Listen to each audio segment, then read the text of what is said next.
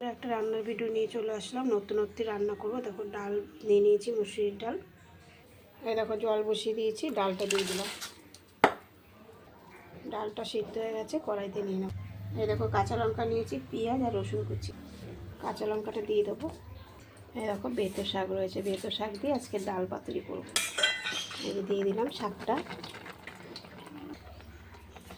লবণ দিয়ে দিলাম আর হলুদ দিয়ে দিলাম। এই দেখো এটা হয়ে গেছে, সিদ্ধ হয়ে গেছে। এবার সম্বাদ দেবো। তেল বসিয়ে দিয়েছি, গরম হয়ে গেছে। পাঁচফোড়ন আর শুকনো লঙ্কা ফোড়ন দিয়ে দিলাম। সম্বারটা হয়ে গেছে, দিয়ে দিলাম। পেঁয়াজটা দিয়ে দিলাম। এবার পেঁয়াজটা রসুনটা ভাজা হয়ে গেছে। এবার ডালটা দিয়ে দেবো।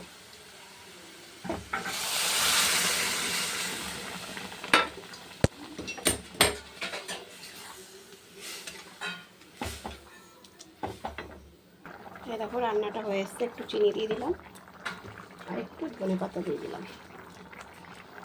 এই দেখো বন্ধুরা রান্নাটা হয়ে গেছে। এটা কিন্তু আমি নিজেই মাথায় করে যে এরকম ধরে রান্না করি তো কেমন লাগে খেতে, সত্যিই টেস্টি হয়েছে। এর আগেও করেছিলাম, তাই আজকে তোমাদের এই ভিডিওটা করলাম। তা কেমন লাগলো অবশ্যই কমেন্ট বক্সে জানাবে। তোমরা কিন্তু অবশ্যই রান্না করে খেয়ে দেখবে।